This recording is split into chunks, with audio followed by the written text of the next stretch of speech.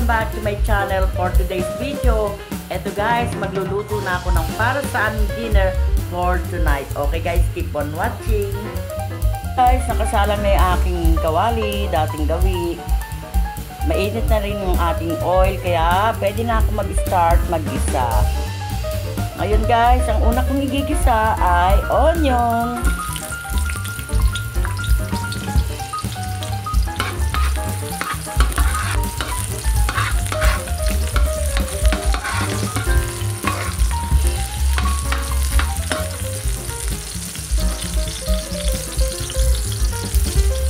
At isunod na rin natin ang garlic.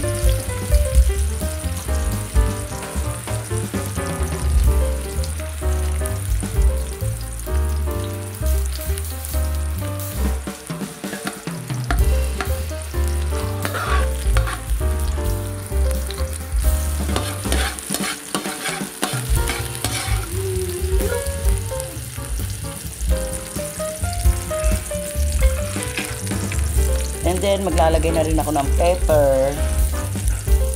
Ayan. And then, salt.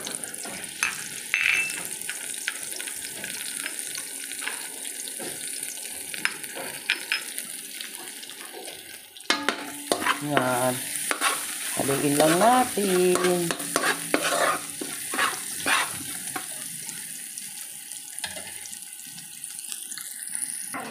Ayan. Ngayon naman ay ilalagay ko itong sardinas.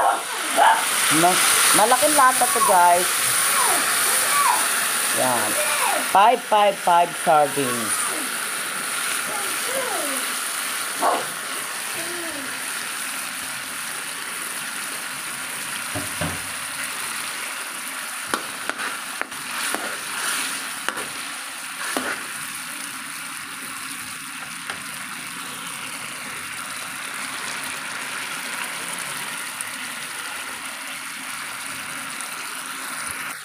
Yan, matapos nating igisa ang sardinas, isunod na natin itong gulay. Yan, upo again ang aking lulutuin na gulay for tonight. Yan, kasi ang upo, ito ang mura ngayong gulay. Kaya upo-upo muna. Siyempre, kung saan tayo makakatipid, doon tayo, diba? Napakamahal kasi ng mga bilihin ngayong panahon na to. Napakaginto ng mga presyo. Kaya sa mga nanay na katulad ko na nagtitipid, ito guys, ito na. Ang tipid tips ni Mama Eve para sa inyo. Yan, di ba?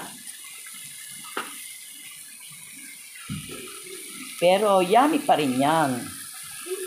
Oh, sino ba nakakamiss dito sa ganitong luto? Lalong-lalo na yung mga OFW dyan. Namimiss nyo na ba yung gantong luto? Ginisang upo na may sardinas, o diba? Yummy. Pagbibihira lang kayo makapag-ulam ito, talagang nakakamiss din.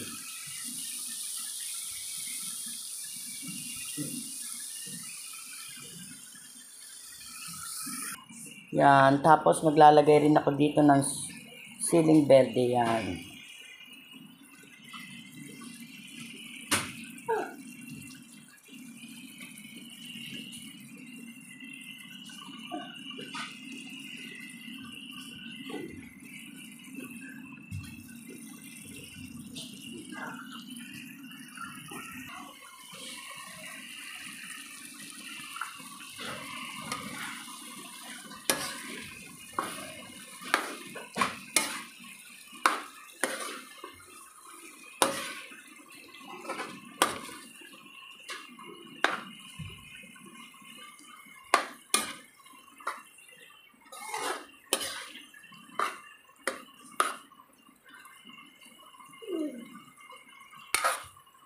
Guys, bali naglagay lang ako dito ng kaunting water. Mga 1/4 cup. Yan. Kasi ang upo, tulad ng mga sinasabi ko sa mga nakaraang kong video, na ang upo ay kusang nagtutubig yan. Kaya di na natin kailangan na maglagay ng maraming tubig.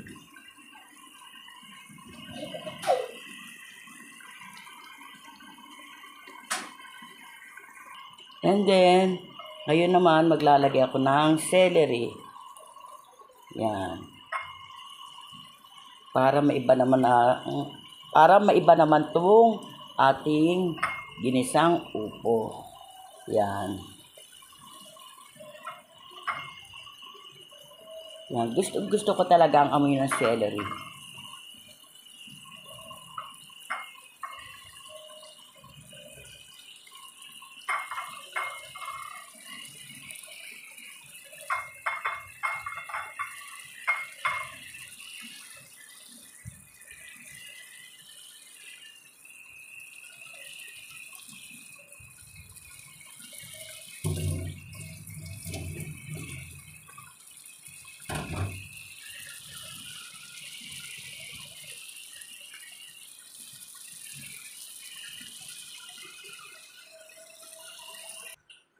Ito na guys ang finished product ng aking ginisang upo with sardinas and celery.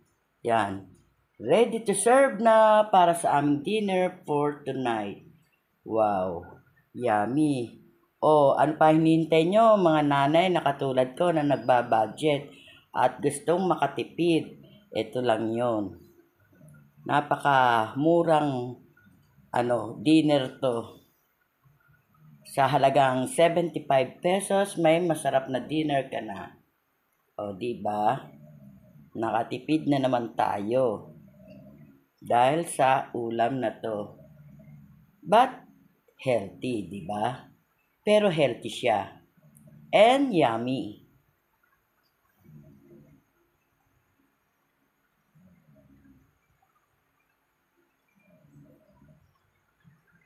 Yan guys, nakatapos na naman tayo ng panibagong video. Kaya kung bago lang kayo dito sa channel ko, please like, share, and subscribe na rin. And pakiclick nyo lang yung notification bell para palagi kayong updated sa mga video ko pang gagawin.